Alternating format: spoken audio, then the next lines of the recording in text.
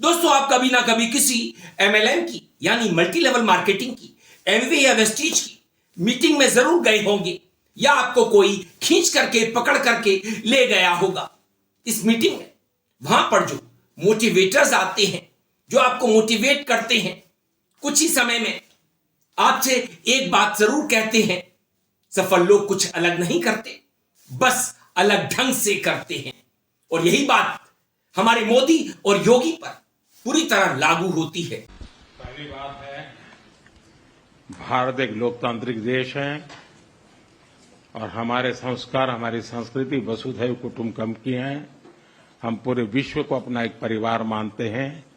हर भारतीय को मैं अपना मानता हूं। दूसरी बात है, ऐसे व्यक्तिगत मामलों के लिए दो देश के मुखिया न मिलते हैं, न बैठते हैं, न बात करते हैं। चुनाव तो सब लड़ते हैं, मगर मोदी और योगी की तरह कोई नहीं लड़ता, कोई नहीं जीतता। मेरी माता देंगे, यहां तक जाएंगे, मैं कहने आया। आप आयोजनों को देखिए, महाकुंभ को देखिए, बताया जा रहा है ये 144 साल के बाद हो रहा है। वहां पर भगदड़ मच जाती है, न जाने कितने लोग मौत की आगोश में सो जाते हैं।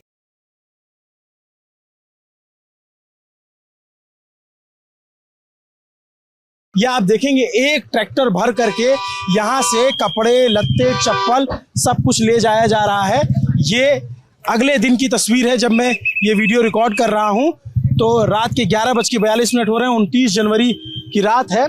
और आप देखेंगे एक ट्रैक्टर अभी कपड़े लेकर के गया है। मोहन को मैं बोलूँगा कि मोहन आप थोड़ा इधर आए, तो फिर मैं दिखाऊंगा कि यहाँ पे किस तरीके से अभी भी उस भगदड़ के निशान बाकी हैं। उस भगदड़ की जो गवाहियाँ हैं, जो निशानियाँ हैं, वो अभी भी पड़ी हुई हैं इसी जगह पे।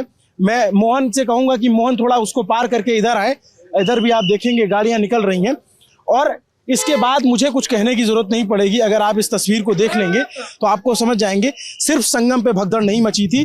खबर जितनी भी चली वो ये कि संगम पे भगदड़ मची थी, लेकिन ये जो झूसी का इलाका है वहां पे भी भगदड़ मची थी। और उसके निशान आप देखेंगे, ये जूते, चप्पल, बैग, तमाम चीजें यहाँ पे बिखरी पड़ी हुई हैं। 300 किलोमीटर लंबा जाम लगता है, ऐतिहासिक जाम। देखकर लगता नहीं है कि लोगों ने मौनी अमावस्या के समय हुई भगदड़ से कुछ भी सीखा है। करोड़ों की संख्या में लोग महाकुंभ पहुंच रहे हैं, ऐसे में सब अस्त व्यस्त हुआ है। प्रयागराज के लोग हाथ जोड़कर देशवासियों से कह रहे हैं कि हम हाउस अरेस्ट हैं, आप प्रयागराज मत आइए। धीरे धीरे डीजल और राशन खत्म होने की खबर भी सामने आ रही है। ऐसे में लोग डर के मारे और राशन स्टॉक कर रहे हैं, जिसकी वजह से और भी राशन जल्द से जल्द खत्म हो जाएगा। प्रयागराज महाकुंभ में जाने वाले श्रद्धालुओं के लिए जबलपुर, कटनी, रीवा होते हुए प्रयागराज जाने वाले मुख्य मार्ग पर घंटों लंबा जाम लगा हुआ है। कहा जा रहा है कि अब इस रास्ते पर 300 किलोमीटर लंबा जाम है। ये जाम कानपुर तक आ पहुंचा है। रास्ते में पड़ने वाले इन शहरों के लोगों का भी बुरा हाल है। आम लोगों को अपने दफ्तर पहुंचने में घंटों लग रहे हैं, बच्चे स्कूल नहीं जा पा रहे हैं। कटनी पुलिस ने हाथ जोड़कर लोगों से वापस लौट जाने की अपील तक कर दी है। पुलिस की अपील का वीडियो सोशल मीडिया पर वायरल हो रहा है, जिसको लेकर सपा प्रमुख अखिलेश यादव ने बीजेपी सरकार पर तंज कसा है। इस पर सपा सुप्रीमो अखिलेश यादव ने हमला बोलते हुए सोशल मीडिया प्लेटफॉर्म एक्स पर पोस्ट कर लिखा, जाम में फंसे लोग अपने वाहनों में घंटों से कैद हैं। दैनंदिनी जरूरतों के लिए महिलाओं तक के लिए कोई स्थान नहीं है। जो लोग रास्तों में बेसुध हो गए हैं, उनकी देखभाल का कोई इंतजाम नहीं है।